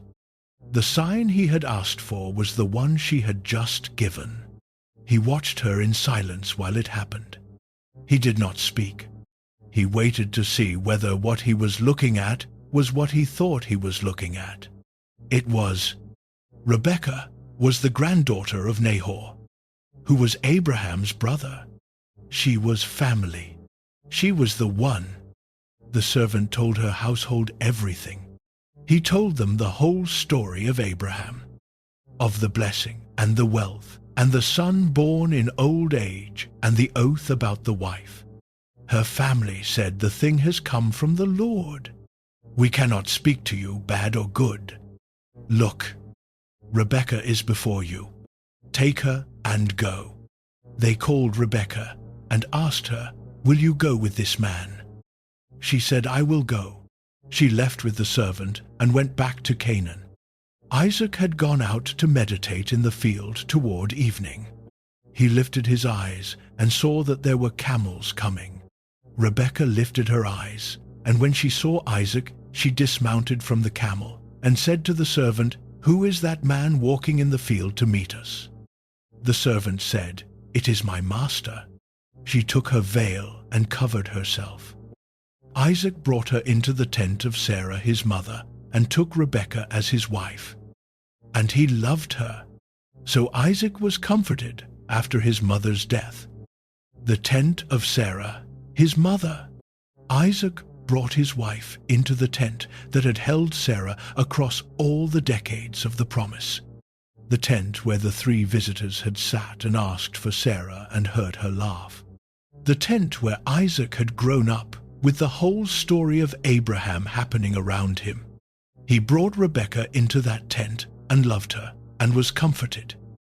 The story that had been about Abraham and Sarah was becoming the story of Isaac and Rebekah. The thread was continuing. The tent that had held the promise was now holding the next generation of it. Abraham took another wife, whose name was Keturah. She bore him 6 sons. He gave gifts to the sons of his other wives while he was still living, and sent them away from his son Isaac, eastward to the east country. Abraham gave all he had to Isaac. Everything. The wealth and the flocks and the servants and the land and the cave and the promise and the covenant and the name and the accumulated evidence of a life spent walking with a God who had kept every word he had ever spoken. Abraham gave all of it to Isaac. He was living in Beersheba. The tamarisk tree he had planted was taller now. The well he had dug was still there. The altar at Mamre was still there. The cave at Machpelah was there, holding Sarah. Waiting, Abraham breathed his last and died in a good old age, an old man and full of years, and was gathered to his people, full of years. The Hebrew carries a sense of satiation in that phrase. He was not depleted. He was not diminished. He was full, full of years, the way a man is full at the end of a long meal that was good from beginning to end. A meal that had its difficult courses and its bitter moments and its long stretches where the next thing seemed a very long time in coming. But that had been from Ur to Beersheba, from the first altar to the tamarisk tree, from the call that gave no destination to the grave he already owned in the promised land. A meal worth sitting at. Isaac and Ishmael buried him in the cave of Machpelah, in the field of Ephron, the son of Zohar the Hittite, east of Mamre, the field that Abraham had purchased from the Hittites. There Abraham was buried, with Sarah, his wife. Both sons stood at the grave. Isaac, who had carried the wood up the mountain and come back down with his father. Ishmael, who had been put under a bush in the wilderness and heard the voice of God telling his mother to lift him up. Both of them there, both sons of the same father, both heirs of different parts of the same promise, both standing in the field Abraham had bought, so Sarah would not have to remain where he could see her. They buried him together, and then they went their separate ways. The story of Abraham was finished. The story Abraham had been part of was nowhere close to finished. After Abraham died, God blessed Isaac his son, and Isaac settled at Beer Lahai Roi. The blessing moved, the way blessings do when they are the kind that do not belong to one person, but travel through people across time. From father to son, to grandson, to nation, to the world beyond the nation. The blessing spoken in Ur to a man with no children and no land and no destination was now on the son who had carried the wood up the mountain and come back down alive and married Rebekah in the tent of his mother and been comforted. The tent was different now. The voice was different. The name and the face had changed. The blessing was the same. Abraham is called the father of faith. He is not called the father of perfect faith. He is not called the father of faith that never doubted or never failed, or never reached for a familiar fear when the unfamiliar arrived. He is called the father of faith, the faith that walked out of Ur before the destination was shown, the faith that built altars in empty land, the faith that laughed at the promise and kept walking anyway, the faith that raised a knife on a mountain and named the place after what God had done there before Abraham could fully see what God had done there. That faith was not a possession Abraham was born with. It was something that grew in him across more than a century of living. Through famines and failures and silences, and a very long road through a desert that did not get easier simply because the promise was attached to the other end of it. If you have been inside this story long enough, you may have recognized yourself somewhere in it. Some people are in Ur. You are standing in the familiar place, and something is calling you out of it. You have heard something, in whatever form that kind of hearing takes, and you have not yet moved. Maybe because the familiar is genuinely good, and the cost of leaving is genuinely high. Maybe because the destination is not clear enough to justify the loss of what you would have to walk away from. Maybe because you are old enough to know how much it costs to start over, and you are not sure the voice is worth the cost. Abraham was 75. He had built a life. He left anyway. The call does not always wait for a convenient season, and the destination is often not given until you are already moving toward it. Some people are in the wilderness between the promise and the fulfillment. You have heard the call, and you have moved. You have left something behind, and you have walked toward what you were told to walk toward. And the years are passing, and the promise is not yet visible, and the waiting is doing something to you that you did not expect waiting to do. It is changing the shape of your hope. It is making the promise feel, in your most honest moments, like something you may have misunderstood. Abraham waited 25 years. He filled those years with altars and fear, and Egypt, and Hagar, and laughter, and everything else the decades brought. He was not a man who waited perfectly. He was a man who kept waiting even when he did not wait perfectly. The years you are in right now are not the gap between the real chapters of your life. They are one of the real chapters. What is being built in them is being built for something the next season will require. Some people are standing in front of a mountain they do not understand. Something is being asked of you that does not make sense by any arithmetic you have available. The instruction and the promise appear to contradict each other, and you cannot see how both of them can be true at the same time. And the only thing you have to go on is the record of who has been asking and what that asking has looked like across the years you have walked with God. Abraham went up the mountain not because he understood what God was doing. He went because he had learned, across decades of walking with a God who kept his word, that not understanding was not the same as not trusting. He took the wood. He went up. He named the place after what God did there. And some people are somewhere after the mountain. You have been through the hardest thing your story has held so far, and you are on the other side of it. The mountain is behind you. Life has continued the way life continues. With the next ordinary morning arriving, before you have finished processing the last extraordinary one, you are carrying what the mountain gave you alongside what the mountain cost you. And those two things are heavier together than either one would be alone. Abraham came down and planted a tree. He bought a cave. He found a wife for Isaac. He died full of years. The mountain was not the end of his story. It was the place where the story showed what it had been making him into across the whole of his life. The years after the mountain were not a footnote. They were the living out of what the mountain had confirmed. Abraham did not live to see the whole promise fulfilled. He saw enough to know it was real. He held enough to know it was good. He died in the field he had bought, in the land he had been promised, beside the wife he had loved, across every chapter of a story that was larger than both of them. He became the kind of man through whom a promise too large for one lifetime could continue past him.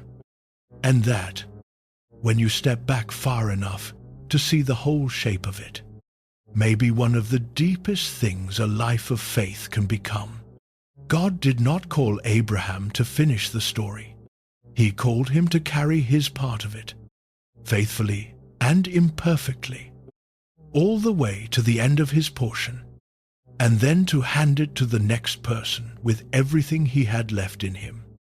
Abraham carried it from Ur to Beersheba, from the first altar to the cave at Machpelah, from the call that gave no destination to the grave in the land the call had pointed toward. He carried his part all the way. The promise did not end with him. It moved to Isaac. It moved through generations the text had not yet named. When Abraham planted his tamarisk tree in Beersheba and sat in the shade of it and called on the name of the Lord, the same God who called an old man out of a comfortable city and walked with him through every kind of country a human life can hold is still calling, still walking, still keeping the words he speaks before the evidence appears, still the God who provides. The ram was in the thicket before Abraham raised the knife. The provision was already there before the test was complete. Abraham learned to believe that. He learned it slowly, across 100 years, through famines and fears and failures and a mountain he did not understand. He became the father of faith not because he started with it fully formed. He became the father of faith because he kept walking with the God who was building it in him, one imperfect, faithful step at a time, from Ur all the way to the mountain, and back down again, and all the way to the end. How far are you willing to go with the one who is asking you to leave? That is the question Abraham's life leaves in the room. It is the same question it has always been.